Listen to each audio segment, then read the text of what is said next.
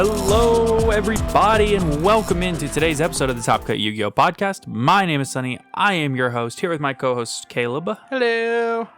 Oh, man, we have a good bit to talk about today. We have a boatload of new cards, and I am excited to talk about them.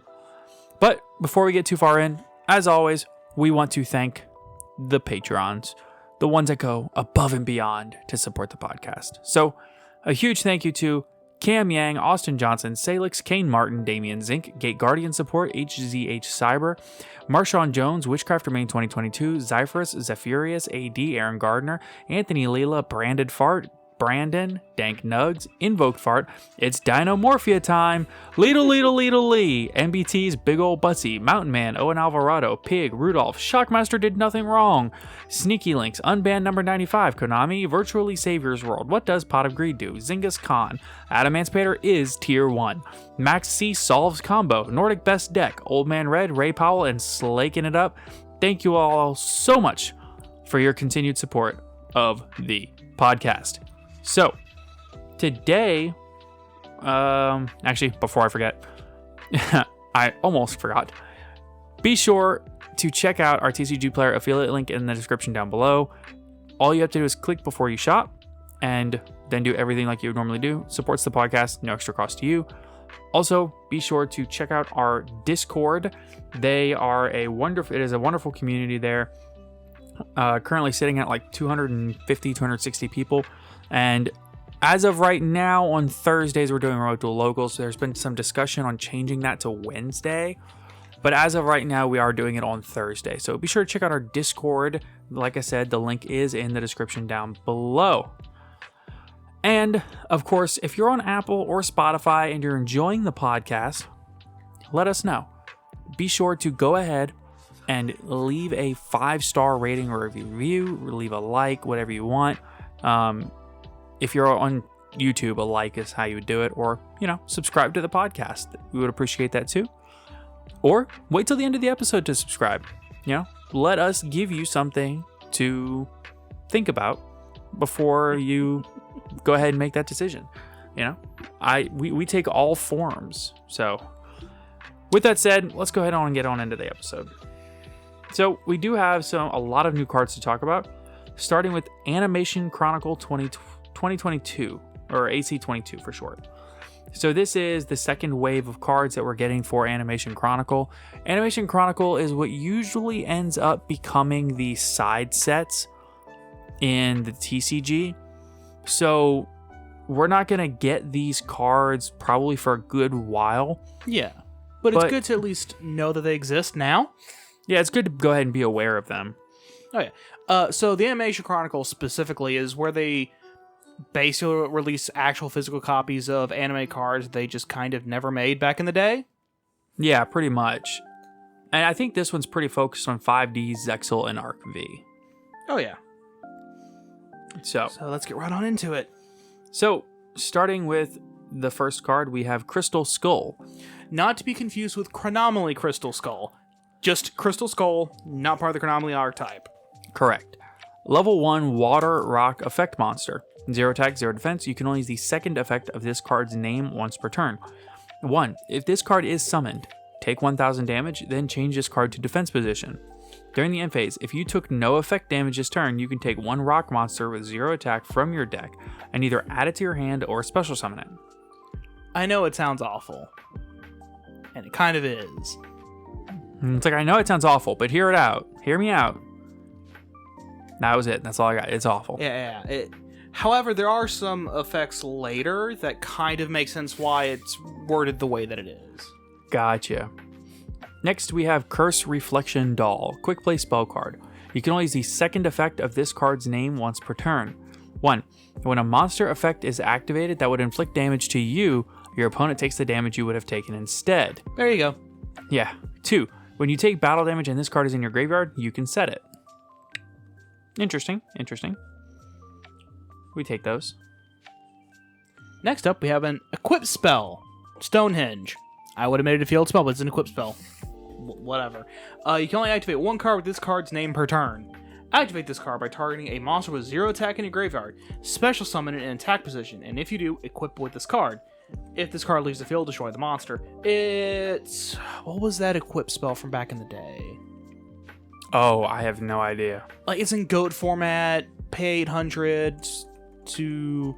It's an equip spell, pay 800 to special on a monster out of your graveyard, and then equip it to it. Something like that. Yeah, it's basically that, but for monsters with 0 attack. Yeah, it's alright. However, combine that with the Curse Reflection Doll and Crystal Skull.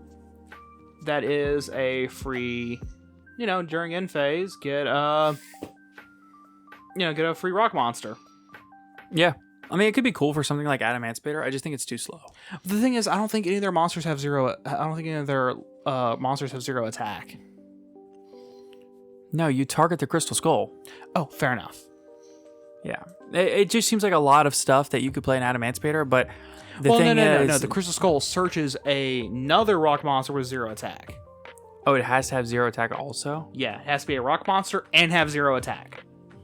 I don't know if there's any. I'm sure there is one that they play that has 0 attack. Maybe. But I don't know off the top of my head. Moving right along, we have Dream Shark, a level 5 water fish monster. 0 attack, 2600 defense. You can only use the first and third effect of this card's name used once per turn. 1. If you control no monsters or all monsters you control are water monsters, you can special summon this card from your hand. 2. First time with this card will be destroyed by battle each turn. It is not. Cool. 3. When a card or effect is activated that will inflict damage to you is activated and this card is in your graveyard. Quick effect. Special summon this card. If you do, you take no damage from that card or effect. Also, this card loses 1,000 defense. Also, banish it when it leaves the field. That's a lot of also in that effect. Yeah, that is a lot of also. But also, haha, it's another way to avoid that 1,000 burn from the Crystal Skull. Right. So, that's cool, I guess. All right, moving right along. You want to get the next one? Sure. We have Heroic Call, a normal spell card. You can only activate one card with this card's name per turn. 1. Special summon a warrior monster from your hand or graveyard, and if it is a non-heroic monster, it cannot attack. Also, its effects are negated. Alright.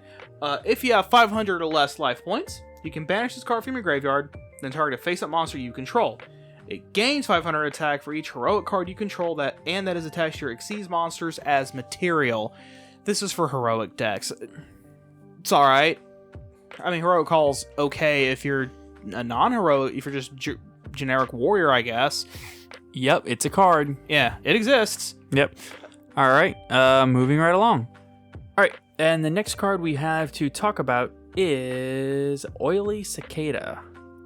What a weird name for a card. Yeah, that is weird. But it's an insect, so this could be relevant. Level 3 insect at that. Yeah. Level 3 Wind Insect Effect Monster. 1000 attack, 1000 defense. You can only use the first and second effect of this card's name each once per turn. If this card is normal or special summoned, you can reduce the level of all insect monsters you can currently control by 1. 2. If this card's battle position is changed, you can special summon 1 Oily Cicada from your hand, deck, or graveyard. Okay. Interesting. I'm sure there's probably like some niche uses for that we just can't think of. I'm hoping that this next card is a little bit more relevant because it's another bug I can see. Yeah, Dream Cicada. Yeah. Sure. Wind Insect, level 3, 300 attack, 1300 defense. Okay. You can only special summon this. You can only special summon. You can only special summon with the first effect of this card's name once per turn. Also, you can only use the second effect of this card's name once per turn. Wow. I flubbed that horribly. I am sorry. It'd be like that sometimes. It's late. 1. If you control an attack position insect monster, you can special summon this card from your hand. That's pretty good. That's really good. That 2. is a free extender in the B Trooper deck. If this card is normal or special summon, target a monster on the field. Change its battle position. So normal summon Oily, special Dream, effective Dream to flip Oily. No, not set it. Just like you mean like tilt it? Yeah, tilt. Yeah, thank you. Tilt Oily, effect to bring out another Oily. That's 3 level 3s or 3 level 1 or 3 level 2s, or 3 insects to link off.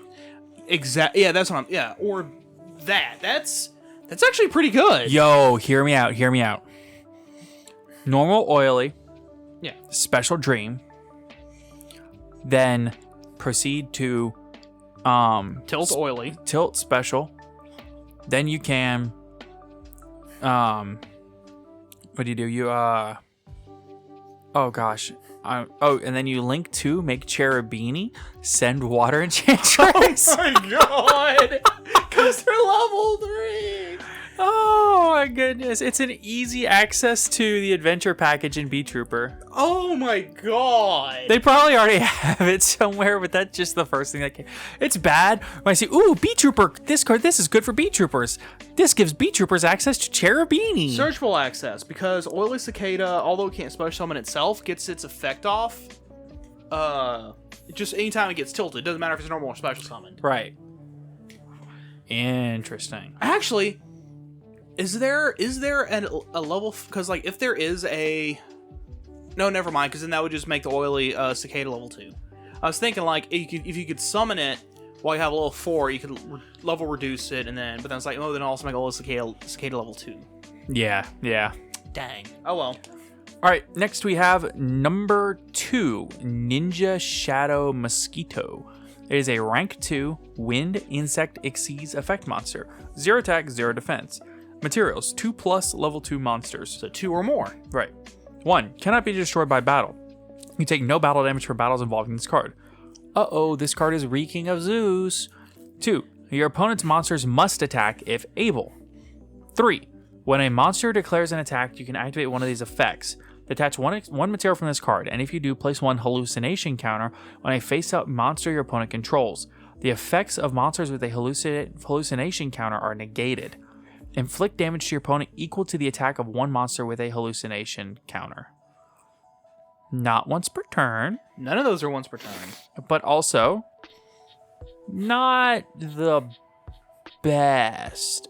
I'm convinced this card is playable in Splight as like a Zeus Turbo card, but... Well, I mean, if you're able to make like 2, you could do Zeus. And then Downward Zeus, yeah. Well, here's the thing. Because if you make... Actually, no, because... Actually, if in Splight you can pump out like 5 level 2s, that's a 6 material Zeus without using Downward. Right, and then a lot of people say like Cat Shark is better because, for those that don't know, just real quick, Cat Shark says, because I happen to have a copy in front of me, when this card has an Xyz material that was attached that was originally water, it cannot be destroyed by battle, and then once per turn during either party's turn, you can detach an Xyz material, target a rank 4 or lower Xyz monster you control, and its attack and defense become double its original attack and defense until the end of the turn.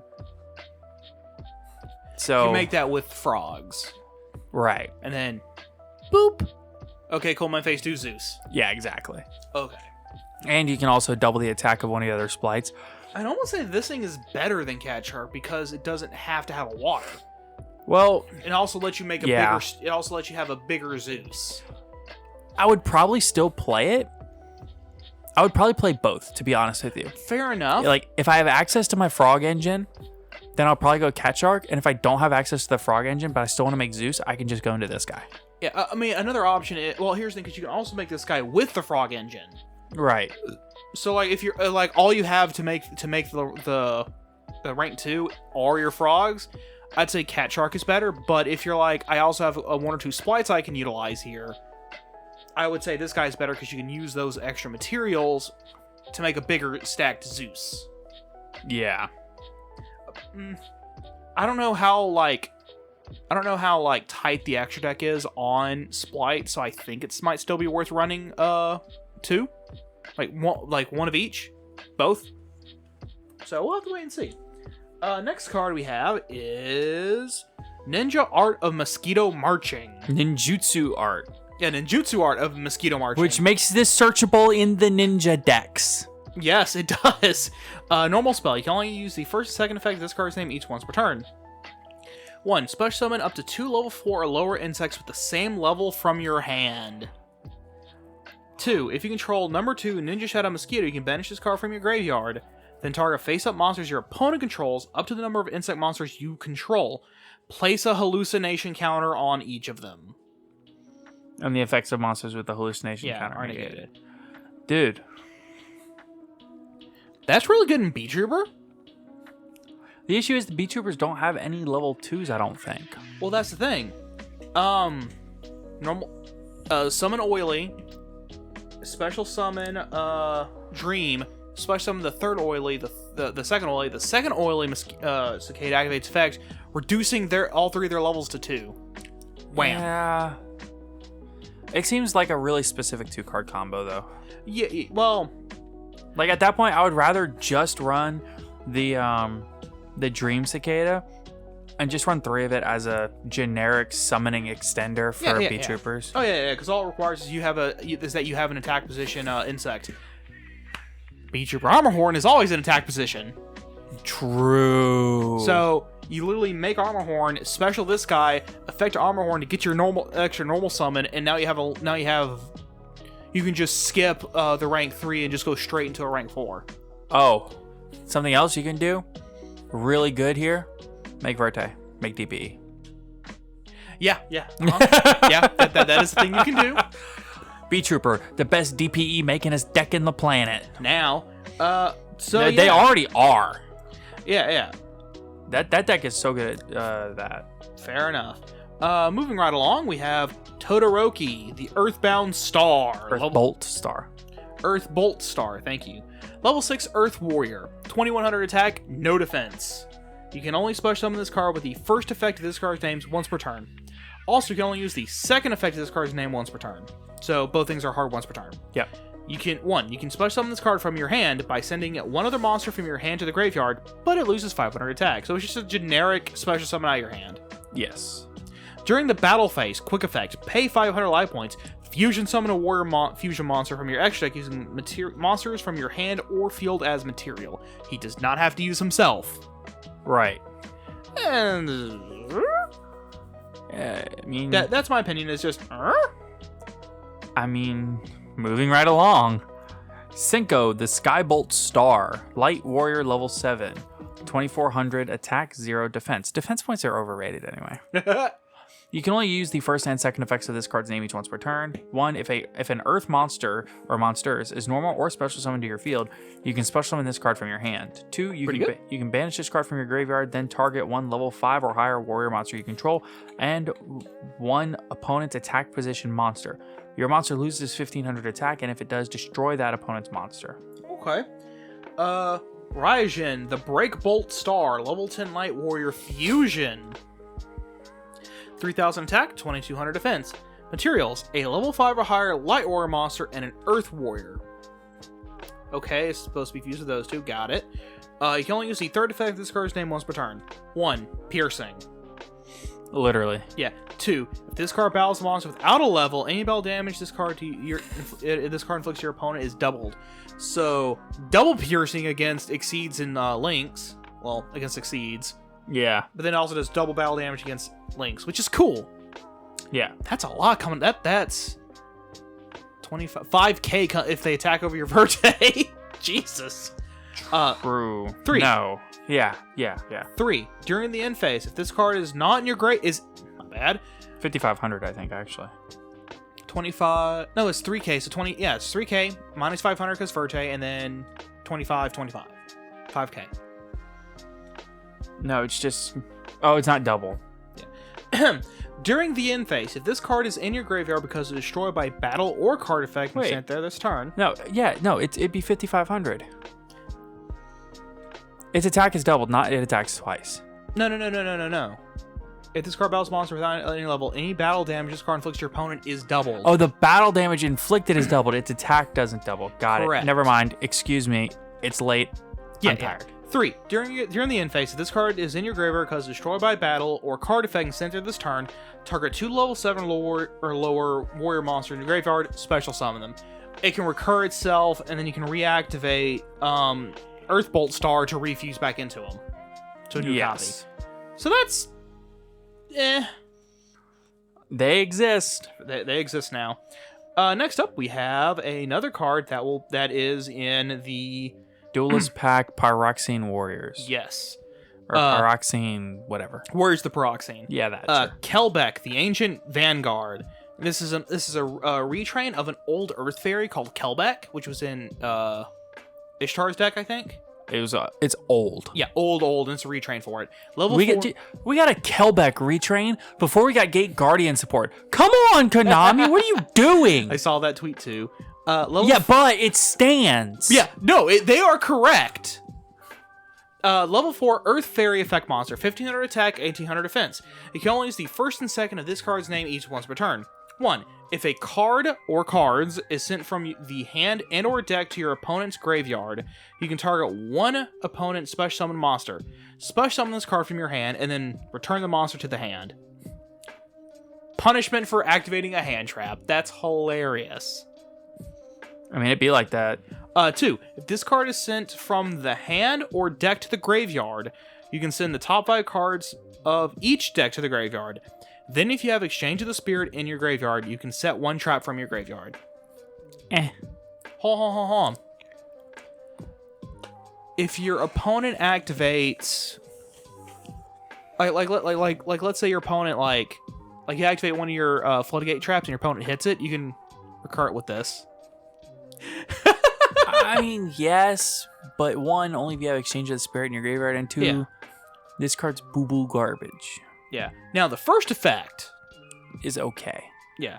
Because it's only relevant going second. Yeah. Because you have to be able to target an opponent's special summon monster. Yeah. Let's see. Now, that was about it for that card. The next up, we got some of the spells and traps for the Crystal Beast structure deck. The new cards from the Crystal Beast structure deck. Right. So, first off, we have Crystal Protection, normal spell. You can only use the second effect of this card's name once per turn. 1. Target a Crystal Beast monster card you control. Destroy it and special summon a Crystal Beast token with the same original type, attribute level, and attack and defense. Wow, they only have to run 6 names now. Yeah. Because it's 7 Crystal Beasts with different names. This is a Crystal Beast with a different name. Yeah. 2. If a Crystal Beast card or cards is placed in your spell and trap zone and this card is in your graveyard, even during the damage step, you can banish this card. Special summon a Crystal Beast monster card from your spell and trap zone. So does the deck run Foolish Burial Goods now? Maybe? Because it seems like the really good part about this is the graveyard effect. Yeah. I mean, because it makes normal summon Sapphire Pegasus into a Verte. Or a Fairjeet. Or a... Potentially. Yeah, depending upon. Because Sapphire Pegasus, if I'm remembering correctly, on normal summon, immediately lets you search your deck for a Crystal Beast and place it in your spell and trap zone as a continuous spell card. Right. So what you do is you Foolish Berry Goods this first, and normal summon Cobalt, Sapphire Pegasus, effect... Cobalt, Sapphire Pegasus. Cobalt, yeah. Effect, and then effect of banish this to get it out. It's also like a free rank 4 if you grab like Amber Mammoth or Topaz Tide, one of the level 4s. Right. So, next we have Crystal Grace. Normal trap. You can only use the second effect of this card's name once per turn. 1. Special summon up to 2 Crystal Beast monster cards from your spell and trap zones, and if you do, gain life points equal to their total original attack. 2. If a Crystal Beast card or cards is placed in your spell and trap zone while this card is in your graveyard, even during the damage step, you can banish this card, excavate the top card of your deck, and if it is a Crystal Beast monster, either add it to your hand or special summon it, otherwise send it to the graveyard. Yo, that's a pretty decent graveyard effect, actually. Not the worst. I'm really thinking they start playing Foolish Burial Goods. Yeah. Next up is Crystal Miracle, a counter trap card. You can only use the second effect of this card's name once per turn, so the first effect is not once per turn. When a spell or trap card or monster effect is activated, destroy a Crystal Beast card you control. And if you do, negate the activation. If you do that, destroy that card. Now that is good. It's an Omni-Negate Counter trap. It's an Omni-Negate counter trap that also pushes your deck's keep saying agenda. I keep thinking agenda, but it's not quite your game plan. It forwards strategy. That's it. It forwards your strategy. Well, I was gonna say it progresses your game state. Yes, by putting that Crystal Beast into the spell and trap card zone. Yes, because then you can activate that first spell to just immediately bring it right back. Yes. 2. If a Crystal Beast is placed in your spell and trap zone while this card is in your graveyard, even during the damage step, you can banish this card, place a Crystal Beast monster from your hand, deck, or graveyard face up in your spell and trap zone as a continuous spell. This card is good. That's actually really solid. And then, of course, they're also talking about the reprints of Rainbow Dark Dragon, Crystal Master, Crystal Keeper, Ancient City, Rainbow Ruins, Crystal Beacon, Crystal Abundance, Rare Value, Advanced Dark, and Crystal Conclave. Very interesting. Advanced Dark, as I recall, is terrible. Because all it really does is change all your Crystal Beasts to Dark Monsters to then special summon the Rainbow Dark Dragon. Right. Rather than releasing the dark versions of the Crystal Beasts as actual monsters, like they were in the anime. Yeah. They just went, they're all the same. One card. Well, that will wrap it up for today's new cards. Going to take just a second to talk about our sponsor, ETB Games. So, huge shout out to ETB Games in Alexandria, Louisiana. They are, of course, our locals, and they are your one-stop shop for all of your card game needs. They have singles and sealed product. They have deck boxes. They have mats, sleeves, binders, everything that you need for all the games you love, such as Yu-Gi-Oh!, Magic the Gathering, Pokemon, and Digimon. They also have everything that you need for all your tabletop games. They have paint, they have figurines, they have the pre-painted figurines, they have mats, books, they have a tabletop space to play on, and everything that you could possibly need. And they also have a really cool video gaming space if you just want to go there and play some video games or whatever. So again, that is ETB Games in Alexandria, Louisiana. And if you're interested, please be sure to check them out. Now, the back half of the episode, I want to take a few moments to talk about meta a little bit more. I know that not everybody loves it when we talk too much about the meta, because while it is relevant and while it is important, not everybody plays meta. A lot of people play casually, so they like hearing new cards and things like that.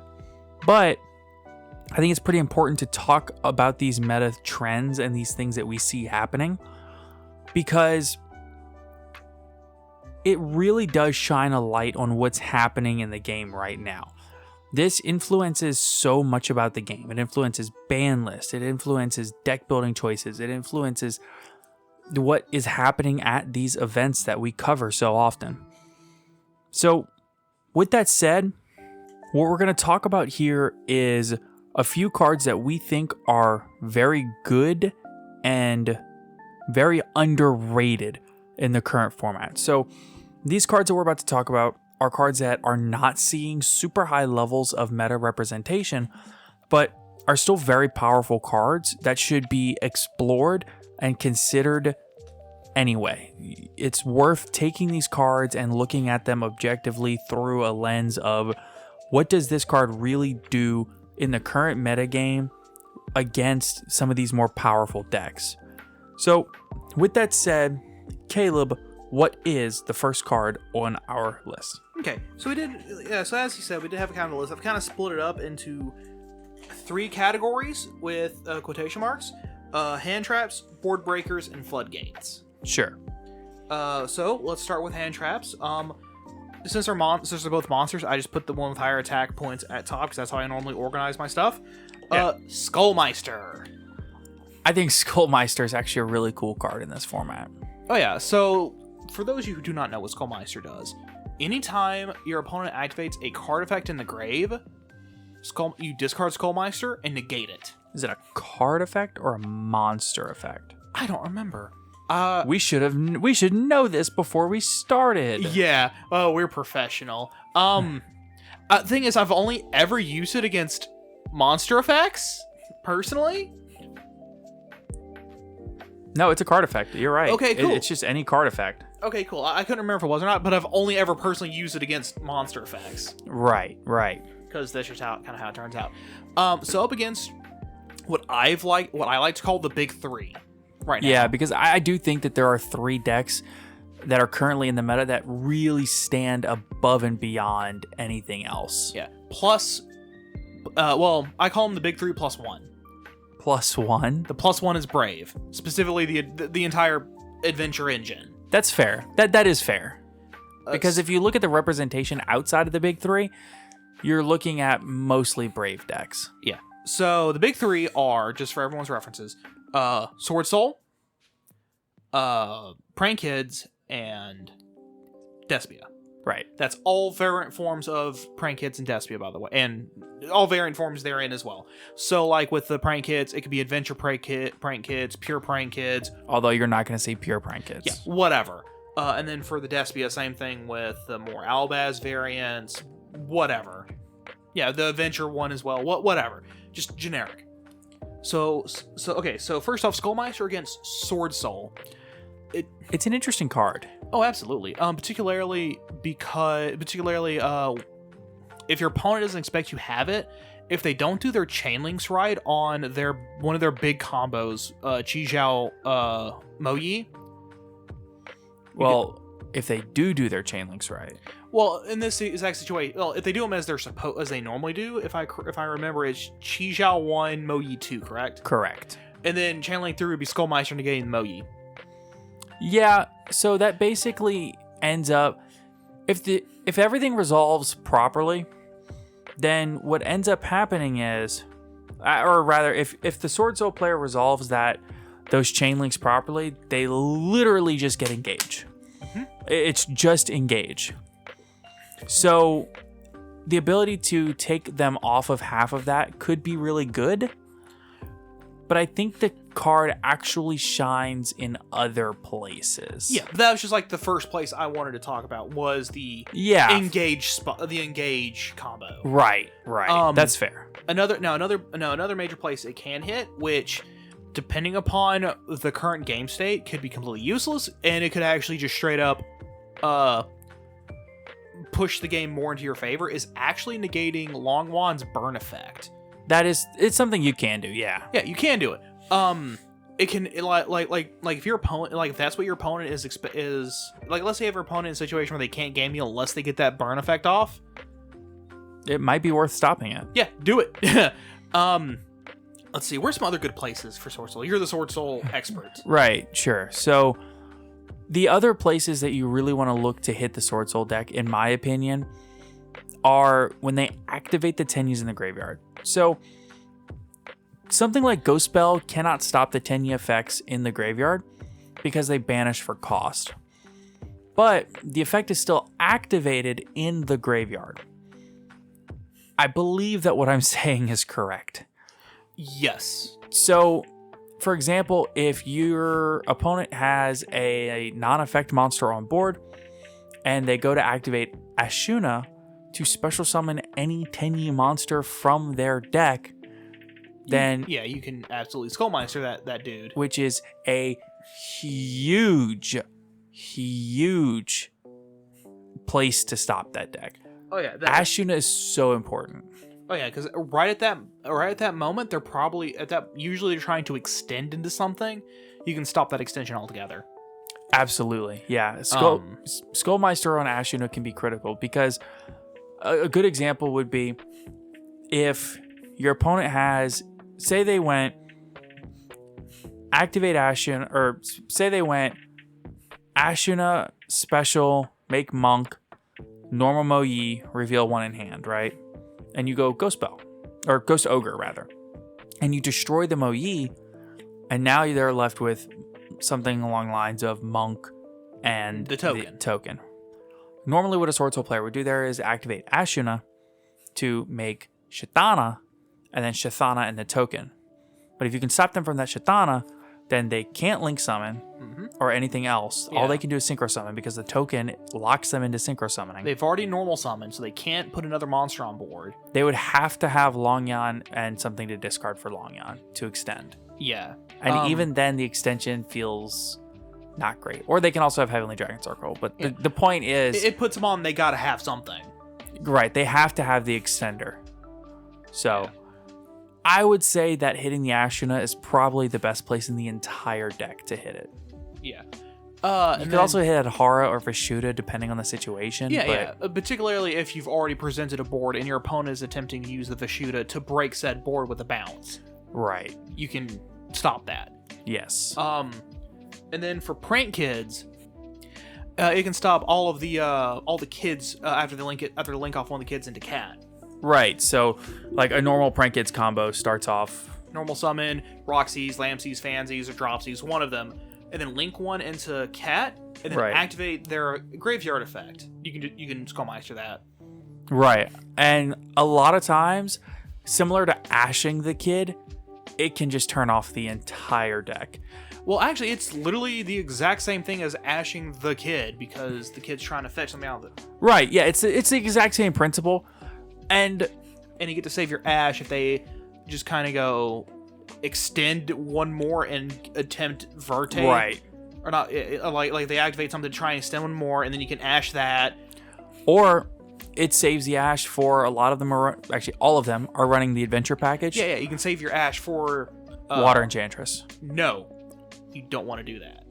Because they might already have the Rite of Aramis here in Listen, hand. if they had 3 of the cards in their hand, they've got it.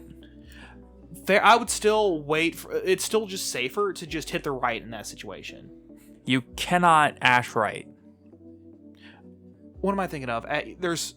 Fateful. You can ash yes, Fateful. Thank you. The issue is if you Fateful. ash one of their Fateful effects, then they have the other effect of Fateful anyway. That's fair. That is fair. So if it's ash specifically, I use it on... Personally, I use it on... If I have the read that they are like desperately using the adventure engine. Yeah. Or like if I have Ash Skullmeister in my hand and they start with the adventure package, I might start with ashing the Water Enchantress, and then save the Skullmeister for the the kid.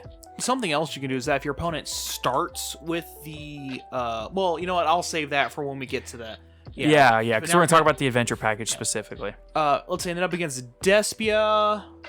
Skullmeister's cool up against Despia because they can stop specifically the Edge Imp Chain, which can be a pretty big hit, or you also have the option of some of their Despia, some of their the branded dragons. When they go to the grave, they have their special activated effects. You can hit those also. Yeah, it's not as good, but still pretty solid. Particularly when they try to like make that turnabout that the deck really likes to do. Right. When they're trying to like establish their follow up. Yeah, you can kind of say no. Right. Yeah, and then against specifically the adventure package. It has 2 places it can hit. Yeah, 2 major important places. Which are, can you tell me, Caleb? Because okay, first off, you've been learning the adventure package here lately. First off, Water Enchantress if she's in the grave. Yes. So if they like go into Cherubini and then effect a mill, activate effect, cool, boom, there you go. Right. It puts them on. They gotta have everything else in hand, and it can also stop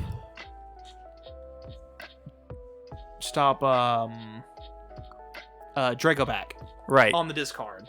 Well, when you discard Draco Back, and then when it'll attempt to activate to attach itself, you can hit it there. Yeah, you can Skullmeister it there. And at least keeps him off the Draco Back. If you like ashed instead like were like, I'm gonna hold this and then ash the right, but then they have the right anyway, and you're like, okay, cool, I have this for the Draco Back. Right. The one place that Skullmeister gets kind of crusty against prank kids. By the way, I just want to go back to prank kids for a second. Going back because yeah, it does get a little bit crusty against prank kids if they are chain blocking with prank kids' place, which they can do. But everything gets crusty against prank kids when they're chain blocking with prank kids' place. So exactly, you just kind of got to take the good with the bad. Yeah, and then of course. If you're going beneath the big 3+1 into other stuff, Skullmeister still does have its niche uses against everything. It's actually got a pretty good use against Salamangreat. I think it's got one. I think it's pretty good against Ad Ignister maybe, and Code Talkers possibly. I'm not 100% sure on that. But if you're expecting to see a deck that isn't the big 4+1 at your like local level, then I would in your Chinese Skullmeister, I would then research the individual decks and how they kind of twist around with Skullmeister. Right. The big thing you want to look for though is activate effect engrave to special summon a card out of the deck. That's the big thing you want to look for. Right. All right. So what's the next card we have on the list? DD Crow. Good card. Oh, very good card. So, first off, up against the big 3+1, Sword Soul. Same thing with Skullmeister. you kind of want to hit the the Tinnies. Yeah, so the thing about DD Crow against Sword Soul specifically is you have to preemptively hit the Tenyies before they can be used. Exactly. And you have to make sure you don't do it when Chang Ying is on the field, otherwise you're accidentally going to proc Chang Ying's effect to banish a card from your grave and field. A great place to do it is normal summon Adhara, link one into Monk, DD Crow Adhara.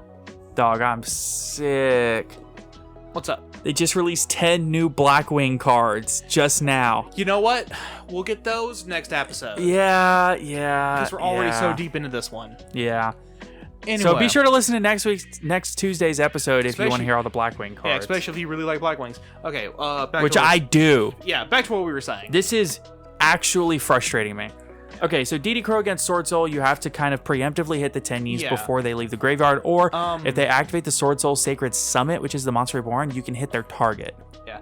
Unfortunately, whenever they unlike... Oh, also, if they activate Baxia when they target engrave, you can hit the Baxia target. Correct. You can just chain and target their target and banish it before, and then... Yes. Yeah. Something else you can do is, like, whenever Yazi activates its... No, I'm thinking of something else. Never mind, ignore that. However, another place you can hit them is if they just start with their Hulk stuff. Make Hulk a Fibrax, link to. Yeah, you can hit the Despot. You can hit the Despot, and then they're stuck without their Despot. Yeah, that makes it a little bit crustier. But if they already have Asuna engrave, then I would hold the DD Crow. To be honest, keep in mind, DD Crow is not once per turn. Yes. So if you do have multiple crows against Sword Soul. Yeah. I would say, though, that if they already have Asuna engrave and you only have one crow, it's really difficult to stop at that point, because if they've already gone Hulk combo, then all they have to do is activate Asuna to summon the Adhara, and then they can still make Yazi there. Yeah. It gets a little crustier, but they can still do it, and it's not bad. Exactly. So it's definitely one of those things where you kind of have to make the right call there. Yes. Up against Prank Kids, let's see. Whenever they link, one place you should be able to hit them is that whenever they link one into the cat, in response to that, crow the kid, and the kid won't get his effect. If I'm remembering how that chain link would work properly. Oh no, I think the kid still gets its effect because the summon resolves successfully. Fair enough. Okay, that was if I'm remembering correctly. I'm sorry. Say that again. Okay, normal summon Prank Kid, link one into cat. Yes. In response to summon of cat, chain crow. But I don't think it can activate during the summon response window. Correct. Yes. Okay. But I mean, you can still DD Crow the kid, and it prevents it from being recycled. Oh no, I'm getting DMs from people telling me that these cards are literally insane. The new Blackwing cards, they're like actually cracked. Okay, we can read them later. I'm so sick. Okay. Let's see. Where's some other good places to crow the Despia? Let's move on to Despia. Yeah. Truth be we told, have 7 cards to get to, and we're almost out of time. Fair enough. Long story short, DD Crow not great against Prank Kids. It's okay. Yeah. Against Despia though, the discard off Lubellion, you can crow that, no problem. You can also, so if they activate polymerization, or not polymerization, if they activate Branded in Red, and they use one of their monsters engrave as material, if you chain DD Crow to the Branded in Red to hit one of the monsters that they targeted with Branded in Red, it does nothing. It resolves with that effect, correct? Yes. It literally has no target anymore.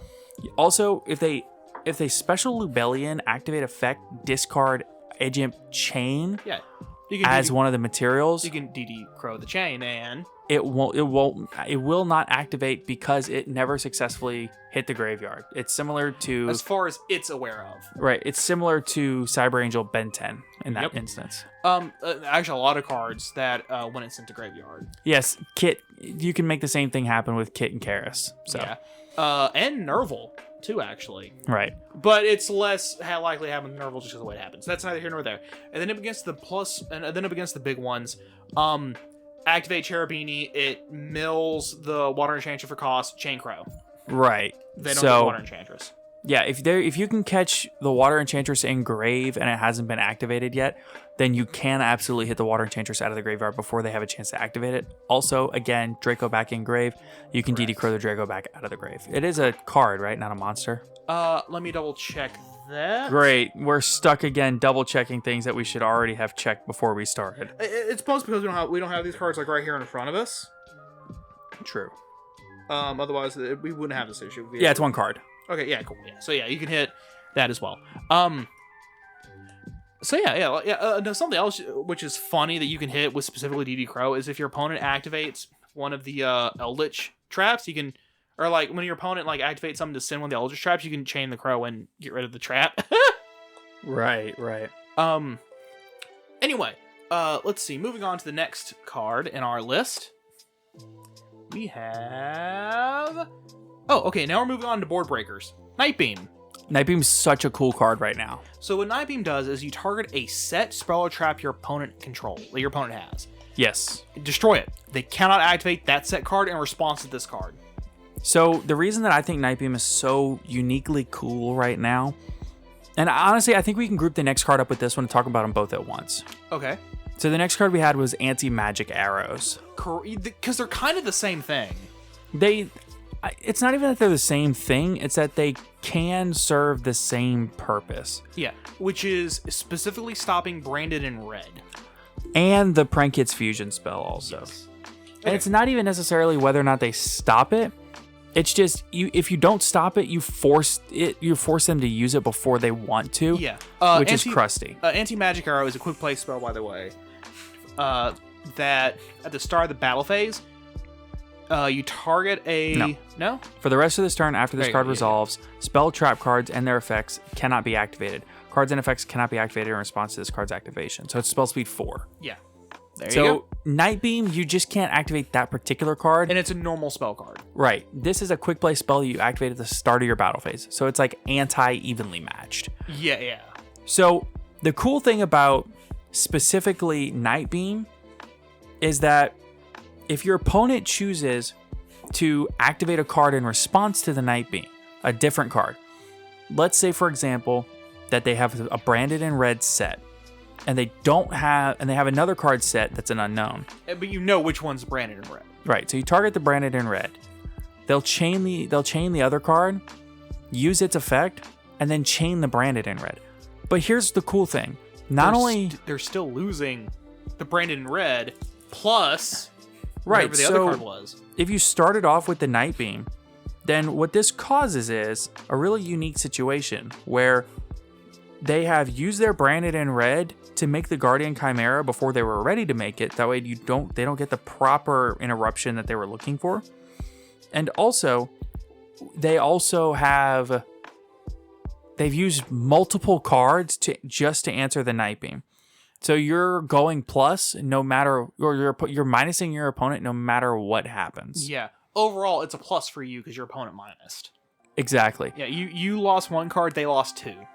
It's potentially a huge tempo and card advantage swing just resolving Nightbeam, no matter what your opponent does. Oh yeah, and then anti-spell arrow is kind of the same idea, but it just kind of shuts off the spells and traps during the battle phase. Keep in mind, it's all spells and traps. So even if your opponent was trying to do something kind of sneaky, like their Cyber Dragons with the set limiter removal. I think the really cool thing is, yeah, y'all couldn't see that at home, but Caleb made a face and held his arms up. Yeah. I'm not wrong. No, you're not wrong. The cool thing about anti-magic arrows is against a deck like Despia, they might not be expecting something like this. So if they decide to hold the Branded in red and not shotgun it, then it allows you to go into your main phase too. And I think anti-magic arrows is a little bit specifically better in Sword Soul. Yeah. Because of the presence of Baxia and Vishuda. Because in that deck, you have so much ability to bounce and spin cards back to your opponent's hand.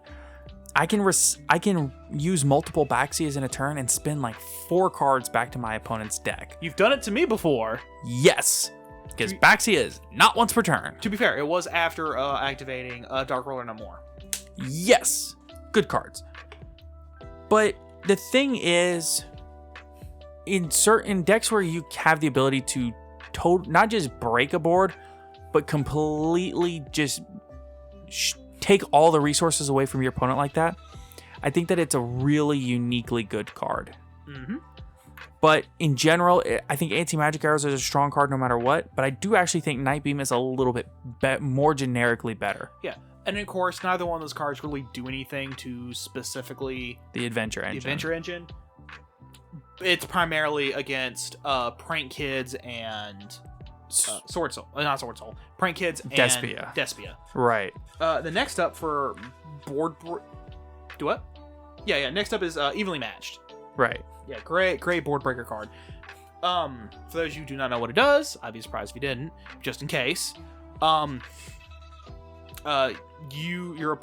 activate, your opponent has to banish face down all cards on their field until they control the same amount of cards as you. So minimum 1, because you have the... Right. However, you can also activate this card from your hand at the end of your battle phase. Right, if you control no other cards on your field. Correct. So, theoretically, you could go draw for turn, standby main, battle, end of battle. Activate evenly. Yeah. So first off, this forces, in the case of like they already have their board set up, it forces interaction. An interaction of some kind, and then you just go full board and rip their board apart.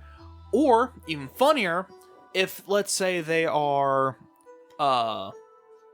like, against specifically Sword Soul, if you set it, and your opponent ends up with one of their tokens, you can flip it, and they have to keep the token. Yes. Because tokens can't be banished face down. Or if you're playing against any of the adventure decks. Same thing. If they have the adventure token face up, and for whatever reason they don't have Wandering Griffin Rider, whether you negated its effect, Well, the thing is that if you set it, you don't have to wait for the battle phase. Yeah, what I'm saying is, if your opponent has the Wandering Griffin Rider, if it's just your first turn and you have it in your hand, say you're going second and you sided them in, if your opponent has, say, full board and they have Wandering Griffin Rider up and that's their only spell trap negate or omni negate, yeah, then if you have a way to negate the Wandering Griffin Rider, say a Chalice or an Imperm, you activate them, resolve them, and then you move to battle and then hit them with evenly. Yep, and they lose everything but the token. Correct. Something else you can do is if you go first and you draw your evenly, you can set it, and then whenever they attempt to activate the Faithful Adventurer's first search effect, flip it. Yeah, that makes sense because it being a continuous spell, it won't resolve because they have to keep the token because tokens cannot be banished face down. So if they have a token face up on the board, they have to keep the token. Now, to be fair, if you have 2 cards on your field, they can keep the token and the Faithful Adventure. And it would still resolve. Correct. So you have to be careful about what you have on your field when you activate it. Yeah, but that's just as an example. So basically, if you're ever in a situation your opponent has any tokens whatsoever, evenly matched just becomes a lot more powerful because you know what your opponent's going to have on their board after the evenly match. As opposed to if they didn't have the token, they got to pick one card to keep. Right. And that could be anything from from in Sword Soul they could decide to keep the keep a Chi-Zhao or keep Baron. Yeah. And that still leaves them with a negate on board. Despia, I don't think really cares too much about it. They'll just go, cool, I'll just keep the branded in red. Right. And then main phase 2, with the the branded in red. And we already talked about how it affects the Water Enchantress adventure package matchup. Against Prank Kids, however, is where it gets interesting. Okay. Because there's not a whole lot they can do with just one card. It does hurt that deck a good bit. Especially if they've already gone full board and they don't have an Omni Negate of some kind.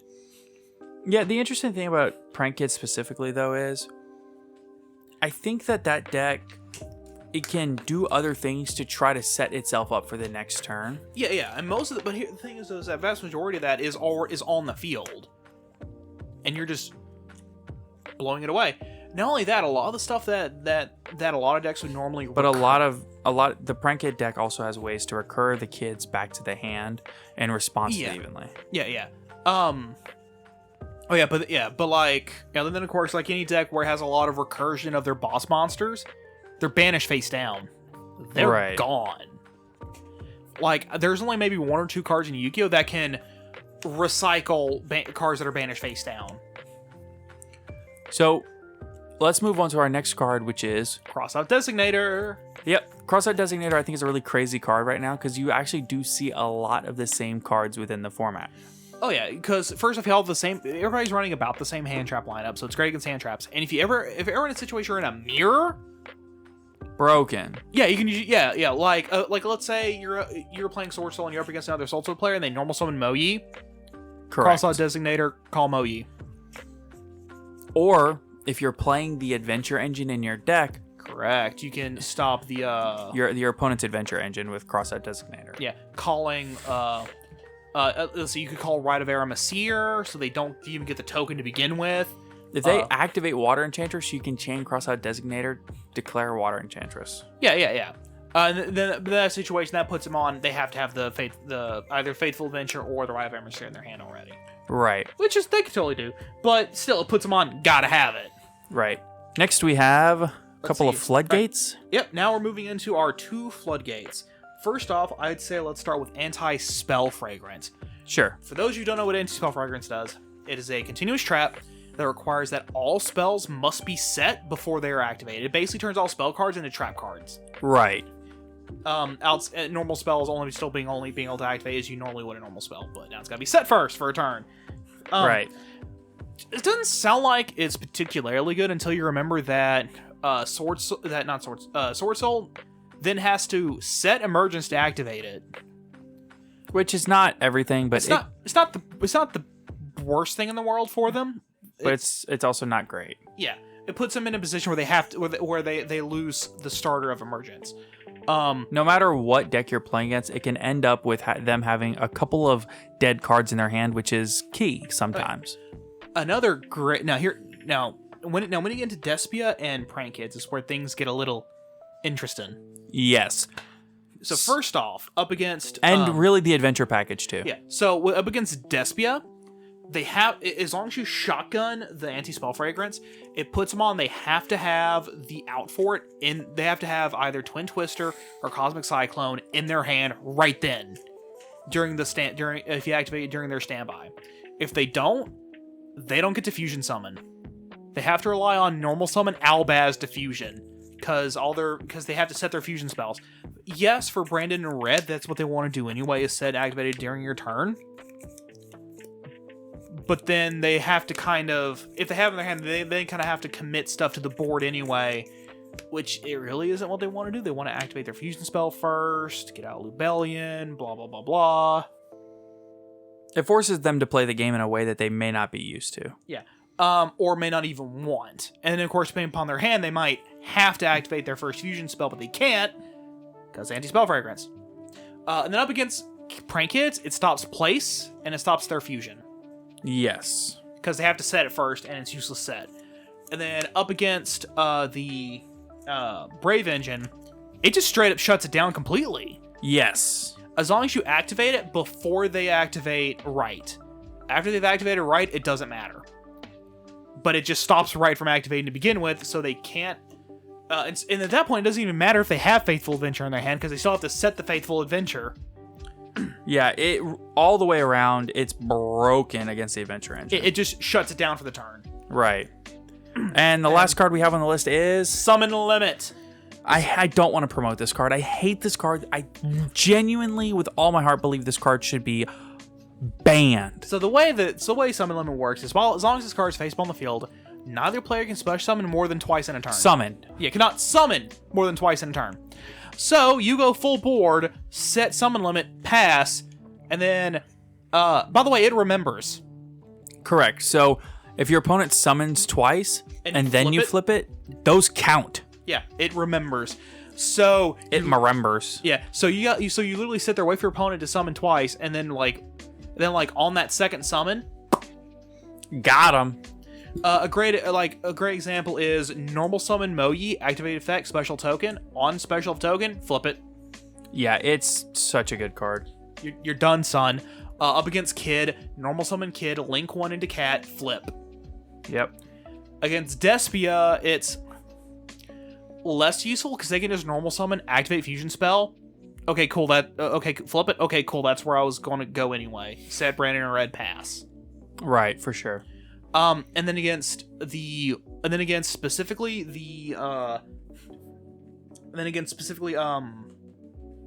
adventure. Normal. So like, let's say they only do adventure stuff to start with because they want to get that Omni Negate out. They get the token to summon 1, Griffin Rider summon 2, flip it. They either end their turn or negate with Griffin Rider, and they lose their negate. Right. And then you can stop them, and then at that point you can go. So like let's say then they activate Griffin Rider. Cool.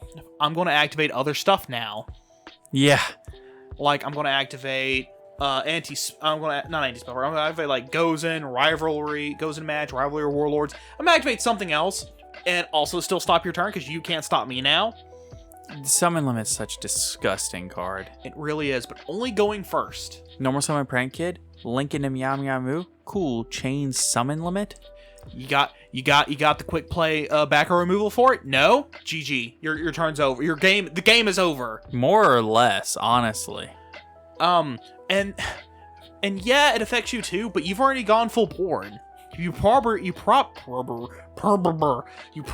already have lethal on board. Yeah. You just couldn't go for lethal because it was, such a disgusting card. Oh yeah. All right. That will wrap us up for today's episode of the podcast. Tune in next episode where we'll talk about the new Blackwing stuff. Which I'm so excited for. You have no idea. Blackwings was the first deck that we both got into at the same time. Yes, that was competitive. Our first tournament that we ever went to was actually a regional, and it was right around Edison format, but at that regional, everybody was playing Blackwing. Yeah. And then we actually met a guy there who was from Shreveport, I believe, who was like, hey, there's a card shop in Shreveport. Yeah. Yeah, we met him there, and he helped us build the deck, and we fell in love with the game on a competitive level. Yep, and here we are. Yep. So all we have left is the podcast question of the day, which is, what is one card that you currently think is undervalued? So we've talked a good bit about cards that we believe are underrated. Underrated. Now we want to know what a card is that you think is undervalued. What card should probably be more expensive than it really is. Right. I think Triple Tactics Talent is probably that card. I think they're only like $15 right now. Yeah. 15 or 20. Something like that. So go ahead, let us know on Twitter and on Discord what you think. And in the meantime, have a great weekend, everyone. Take care, everybody.